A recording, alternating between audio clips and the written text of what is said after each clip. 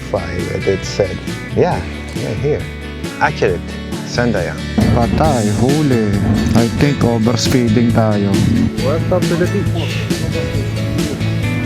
It's very nice. Okay guys, welcome to the castle of Amasra. It was built 15th centuries. Wow.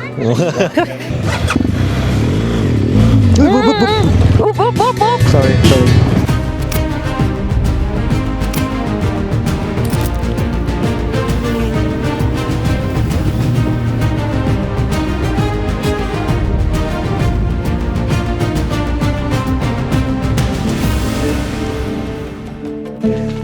Alright, good morning guys. So we're now taking our breakfast and this is the day 2 of our ride here at Turkey Moto Tours with my wife. And now we are taking our breakfast. So this is our breakfast. Dessert? Is it dessert? Dessert first? No. Breakfast na What you yan. called it? This is the old... It's starters. Starters. They called it starters. Thank you, Vladimir. Thank you. Sorry. I am not that good speaking in English. Just like Bora. No problem. No problem. No English, no problem. I have a very big word from you guys, from my friend Kim. Yeah, I met Kim. My name is Ri. Ri, you said it's Kim. Oh, Kim. Si Kim. Sorry. Mr. Lee. Lee. Lee. Kim. Okay. Okay. Yesterday I was calling you Kim and then you say, yeah. From the word Mr. Lee, money is not a problem. Time is the problem. I like that. Can I have also two? Coffee and chai. Just like him. Bora, the bread is dirty. We need to clean it in the coffee. Turkish here. Oh, chai. Filipino style. I remember now why I calling you Kim. You know why? Why? Why? Because he's a Korean. Yeah, King Jong. King Jong-un. Too much cream. In Morocco, everybody name Fatima. Fatima. We call it Fatima. Every woman is Fatima. There are many Kim in Korea. Yeah. 6 million. Really? Kim is family name. Family name. 6 million. Yes. Kim. Kim. Wow. Okay. Kim is 6 million. Park 5 million. And Lee and 4 million. Wow. Korea-wide family name. After namin kumain ng aming breakfast, mamamasyal kami dito sa World Heritage. What you see on my back is, ayan po yung siya from Bulo Doña. At ito po ay World Heritage since 1994. Doña Mira Sherry World Heritage City, UNESCO. Ganda ng lugar, men. Turkish bakery. Yes. Oh, laki oh. Mga kinakain namin every morning, ganyan. Pero guys, masarap ang bread dito for starters, ha. Ito yung makikita nyo sa UNESCO World Heritage when you walk on the street. Parang vegan lang sa Pilipinas din, guys. Mehmet Pasikami. Pasok tayo dito, guys. Tara. It's a Sunday. It's 8:55 and it said, yeah, here. Accurate. Sandayang. Parang ang pinaka-tourist spot nila dito is yung mga bahay na heritage. Mga bato. Meron din sa Bigan na yung mga World Heritage. Ito yung usually na makikita mo. Pasok tayo sa mosque para nakita naman natin. Yung mga pag nagpe-pray siguro sila. May hugasan sila ng mukha, ng paa. First time ko nakapasok sa mosque. Labas pa lang to, doon pa yung loob. Come inside, please. So what do we have here? What's this? Secret canyon. Oh, huge! Wow! Look at that. Ang daming kalapati. Oh. Wow. The quality. The iron maker. You made this here? Yes, It's handmade? made, yes. Oh, wow. Hey. There's a rhythm, Mom. Yeah, there's a... Can I try also? That's how it works. Good job. You have an Instagram. Yes, Instagram. I follow you. There you go. Unlar Demirserik. Thank you. We're going to try their traditional tea here at UNESCO World Heritage. Minsan lang to, kaya mas maganda masubukan talaga natin. Nandyan lamang yung mga grapes. Turkish coffee. Traditional coffee. Kahve. Is that coffee? Evet. Oh, okay. Çay. Yes. Okay. Very simple, man. We're expecting to put them the coffee with the hot sand doing like that. Maybe next time. The serving is special. Wow. Not the preparation. There you go. Almost. Coffee. Okay, papunta na kami sa aming motor. At pagkagaling kami dito sa UNESCO Heritage na ito, ay mag-ride na tayo.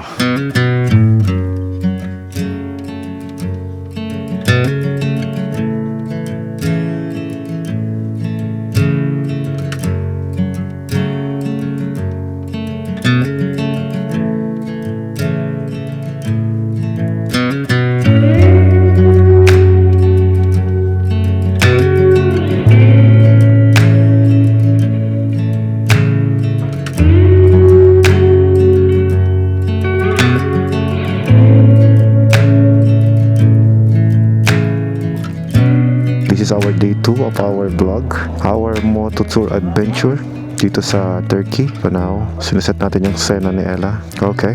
Brother, we just don't have enough time to put the things. Here, That's okay. Kim box, big, very big. We're good, we're good. Go. Second day. Take off. Go, go, go. Bye to you, World Heritage. Bye-bye.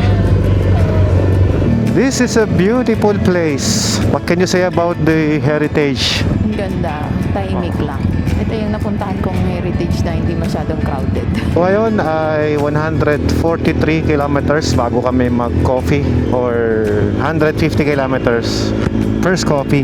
Kasi everyday 350 yan eh. Minsan 400. Dito sa Turkey, sa sobrang laki ng kanilang bansa, medyo mahaba yung ating itinerary. Compare natin sa ibang mga moto travel adventures na ginawa natin sa ibang mga bansa. I think this one is pinakamahaba na ride namin ni Ella sa experience Kasi 15 namin. days. Kasi It's mga ride natin, 10 days lang, ganyan, 8 days. Yes, tama ka dyan. Ito, imagine mo, 15 days at 4,000 kilometers, ma'am. It's not a joke. Oo, ko na ba yung Europe ride na may Norway? Ay, 22 Oo. days. Na-invite na rin tayo sa ganun, ano, mami? Ang saya. Mga kasama namin ngayon, guys, ini-invite din kami na mag-ride sa UK. And hopefully, magkaroon kami ng panahon ni Ella para... Sana, may panahon. Hindi pwedeng laging ride. Wala. Magsasara ang kumpanya. Sabi nga nila, money is not the problem. Time is the problem. Correct. We're buying our time to ride abroad. Ayan guys, kita nyo, naglagay pala ako ng quad lock dito. Regalo sa akin ni Ella na iPhone 17 Pro Max 2TB fully paid. Nilagay ko dyan. Tapos, naglagay din ako ng GL bag dito. Ayan. So, para makapagdikit tayo ng mga stickers. Ngayon, mas accessorize na yung motor natin. Nung nakaraan ay nakikiusap pa tayo na makilagay sa luggage ng ibang kasama natin. Eh ngayon, wala na. Kumbaga, kumasya na ngayon kasi nagkaroon na tayo ng time to fix all of our things. Hindi naman mahulog yan, quad lock yan eh. Sa Pranbulu, goodbye! And I hope to see you again when we come back. Yung problema natin sa Chigi na hindi nababasa yung country dito ng Google Map natin. Ang solusyon natin, itong aking cellphone. O, di ba? Dito kasi updated tayo kung malapit na ba tayo sa next destination, yung mga pupuntahan natin, mas okay. Gumaganda yung kalsada, men. At lumalamig din. Wow. Look, the view. Iba-iba yung kulay ng puno niya. Ito guys, wala sa atin yung ganyan kalago ng mga puno. Sana makapagpalaki tayo ng ganyang mga puno, no? Kailan kaya magiging project sa atin yung tree planting na talagang yayabong din na ganyan? Anong kulang? Lagi naman may tree planting. Yan lang hindi napapalikan. O, kaya hindi nabubuhay. Ganda no? Lamig. Ito na pala yung autumn nila, no? O pa-winter na. Kaya yung itsura ng mga puno, medyo naninilaw na no? Kapag tagsibol nila, green na green yan. Nice one, no? Ganda ng view.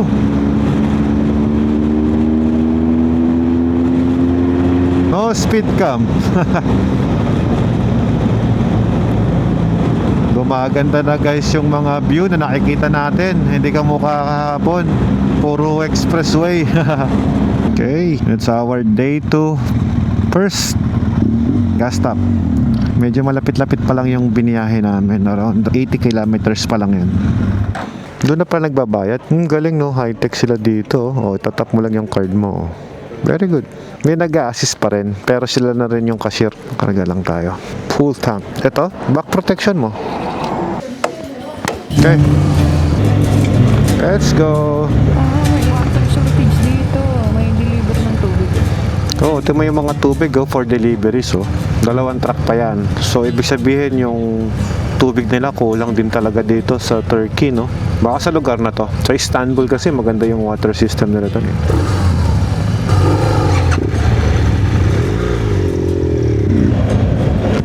Very comfortable.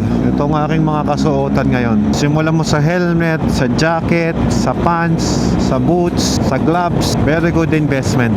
If you're really a serious rider, I could say. Patay, huli. I think overspeeding tayo. Pinago. Yari sana yun kung hindi nakausap ni Bora yun. Kasi nakalagay dun sa radar 50, takbo natin 90. Pero dito sa mga moto tours, hindi sila ganoon kahigpit, no? Pinapalagpas agad. Oh, wala yung grupo. Magala ko lang para makahabol sila. Ayun o, may mga signage na ganyan eh. Yung mga kasama natin, masuno rin sa speed limit eh. Timo, nagbabagal talaga sila eh. 62 kilometers. 1 hour, 4 minutes ang biyahe. That would be our lunch. Because time of arrival doon is 1 o'clock in the afternoon. Amasra. Going to Amasra. Oh, we're taking a different route. It's not in the Google. Amasra Chaneli. Yun oh. Ba din tong tunnel na to. Oh, yun oh. Ganda oh. May lake doon sa gitna. Beautiful place. Wow. Hindi to kasali doon sa mapa na naibigay niya kahapon. Nagre-route tayo. Siguro iba yung kakainan natin ngayong araw. Oh, UNESCO rin to. Pag nakakita ka ng mga UNESCO World Heritage, yan yung mga lugar na kung saan pinapahalagahan nila yung kanilang mga tradisyon, structurals, buildings. So kung whatever nakikita nyo dito, kung sa Pilipinas, vegan, ganun. Pangalawang UNESCO World na heritage na napuntahan natin ngayong araw. Imagine nyo, no? In one day, World Heritage siya kanina. So ngayon, heritage na naman. Okay, welcome guys to the World Heritage ulit. Another UNESCO. Welcome to the beach. It's very nice. We're here now at the Sea Park. Grabe yung buhok ko nangyari dito sa balaklava na gamit ko, no? Masikip kasi. But it's good, it's tight. It's just like a socks in my head. Sorry for my hair. I know I did not look good, but it's okay. As long as we're happy, that's fine. Uy, daming kalapati, oh. Wow. Wow. Pinifeed nila. Para dumami, no? Ganda ng place. I like it. Okay guys, welcome to the castle of Amasra. It was built 15th centuries. Look at that. There you go. Water Max is here. Beautiful water, no? Ganda, oh. 2, 3, wow. Oh, Wow. it's wow, really wow. I've never been wowed at before. Yeah. Wow. Nice, beautiful girls. Wow, did I say it right? Wow.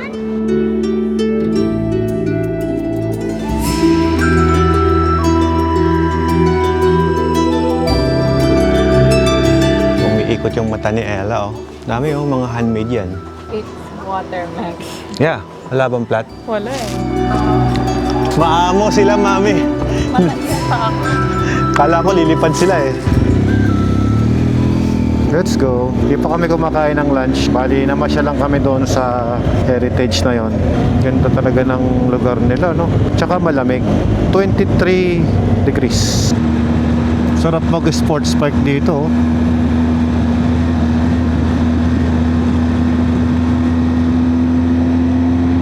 Ganda ng view, man.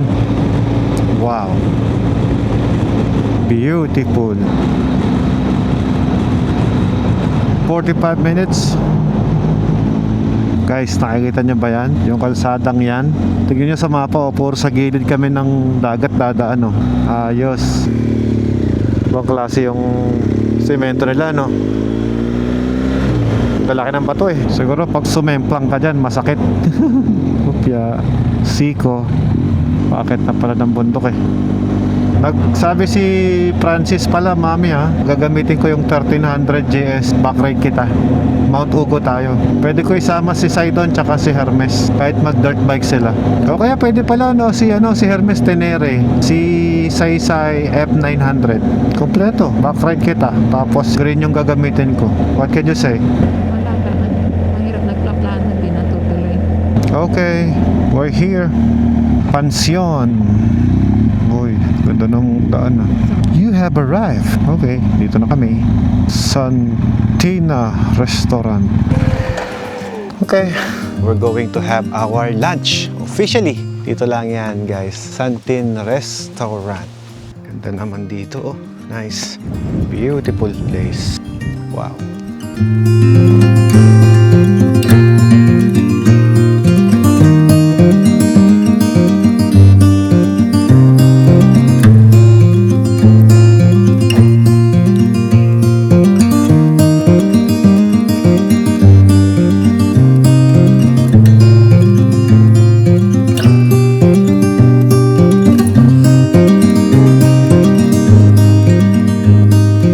Tapos na kaming mag-lunch and sarap. Fish talaga. Yep, healthy. Okay, let's go.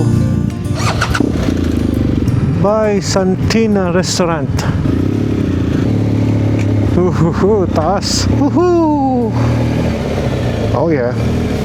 Okay, mataas na naman po ang adrenaline ng ating lingkod. Ang inyong lingkod, si Alfred Watermax. Ganda guys, no? Bundok, City, Road, Sea. Pleto. Ganda ng lugar nila, no? Medyo nakakatakot siguro dyan pagka medyo nag-high tide, no? Kasi yung bahay mo nandyan lang, oh. Kaya napansin nyo, mga light materials lang yung ginagamit nila, eh. Yeah, this is what I'm talking about. They're now improving their barriers. Hindi nila ilalagay yung barricade na yan kapag hindi nag-high tide dito ng mataas. Sigurado ko nagkakaroon dito ng high tide para protektahan yung bahay. Umakyat na kami ng bundok, oh. Galing kami doon sa baba. Medyo palayo na rin sa dagat. Yung biyahe namin may 3 oras pa daw. Tapos 100 kilometro lamang. Eh marahil ganun talaga mangyayari. Kasi nga tignan mo naman yung pacing, di ba? Hindi rin kami makakatakbo ng matulin. Tama lang. Woo! Grabe. Bundok. Bundok na walang kasalubong. Parang sa atin guys, meron din ganito. Yung Cordillera. May mga gantong kalsada rin. Yung bulubundukin. Teka mami, tayo ulit tayo. Woohoo! Pag inaantok, tayo lang. Okay, sit down. Nakatayo ka pa rin. Puro gantong kalsada mula kanina. Medyo tiring. At the same time, nakakaantok kasi busog. Okay, what do we have here? Attention. Here. The road. Understand? They are very dangerous. Grabe, attention lang daw. Ingat daw kasi madulas. Pagka ganyan, nag-enduro na ako eh. Enduro tayo para mas safe. Para in case na kailangan ko ng power, ibibigay sa akin niya. Yun, road na ulit. Ganda men, oh. Ganda oh. Minsan may gantong view rin sa ano eh. Nag-mount ngayon kami. Pero iba rin yung ganda nito. Iba rin yung ganda ng sa atin. Woo! 1 hour, 18 minutes pa. Medyo tiyaga lang pagka ganito yung kalsada. Buti na lang we have a cold weather. At maganda ang mga view na nakikita mo doon sa dagat. But I'm really sure hindi mo masyado ma-appreciate sa video kasi malalayo yung magagandang view. Yan yung mga lugar na kailangan mong hintuan para enjoyin yung scenic view. Madaming berries na nakakalat sa gilid, oh. Kaya tayo matutulog. Normal hotel. Ayun, ang dagat. Maligo tayo sa dagat mamaya. Malamig. Warm daw yung dagat na yan. Yun, oh, daming pine trees, oh. Yun, medyo nabilis na ng untay. Donyog York. Look at that. There's a city.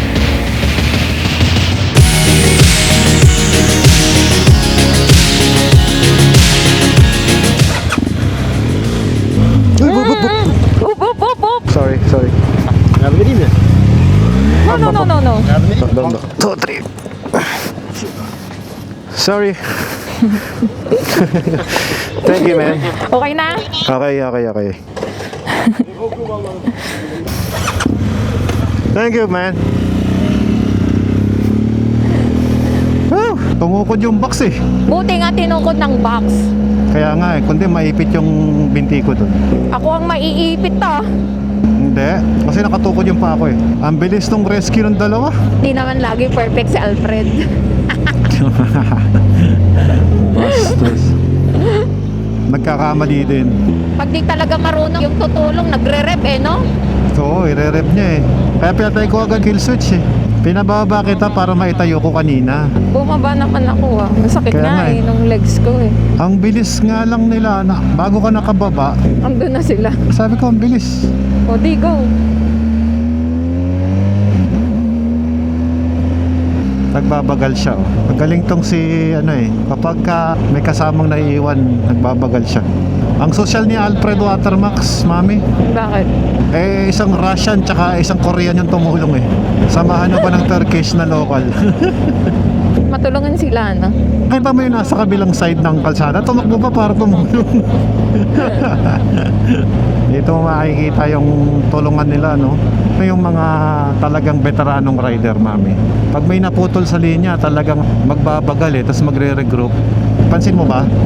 Oo. Ay, nagkaputol-putol, oh. Rider na. Wala man briefing, marunong. Ito lang yata yung tour natin na walang briefing eh. Pag kay Bora, no? Just follow me. Sesend na lang niya sa GC yung mapa. Wala nang briefing. Tapos yun ah.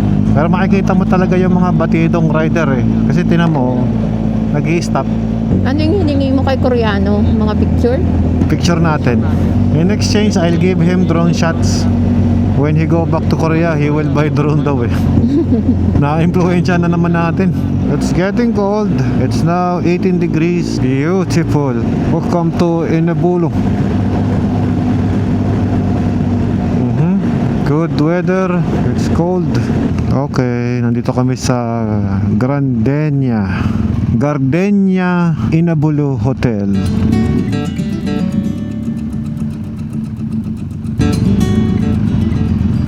Okay, save parking. Good riding. Woo. Finish day 2. Beautiful. Where is our hotel, dears? Yeah, here. Oh, Gardenia. 3 stars good. So much looks premium. How are you? Ito, check natin kung may gas-gas. Wala oh. Bike is good. Alright guys, nandito na nga tayo ngayon sa pangalawang araw ng ating ride dito sa Turkey. At nag-enjoy naman kami ni Ella. So ano masabi mo, Boss Ella, sa ating second day of experience natin sa ating Moto Turkey ride? Hindi mainit, malamig. Yeah. Totoo yan. At isa pa, itong motorsiklong ginamit namin guys ay 1200R. First time namin nakagamit ng 1200 GS. It feels good. Okay naman. May comment lang ako na medyo mataas siya ng kaunti. Ah, talaga. Kasi hindi siya standard seat. Hindi siya low seat, low sus. Sa atin kasi merong mga... Pagpipilian. Napansin ko lang guys na very useful pala yung ganito kalaking box. As you observe kanina guys, nag-tip over yung motor. So, sumangka lang tong part na to at hindi kami totally nabuwal. Maganda pala na meron ka nito at saka itong mga nandito. Ayan. Para at least sure na safety kayo sa biyahe. Nakakatulong pala. At the same time, nakakadagdag din sa mga pwede mong ikargang accessories. You must try Turkey ride. Yeah, you should try.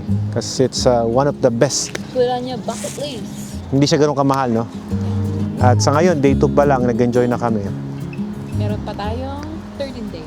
Imagine mo yun, 13 days. Birthday nila bukas. Birthday ride. Ano kaya ang ating ma-experience bukas sa ating ride? So abangan natin yan guys. Pagpapahinga muna kami for the meantime.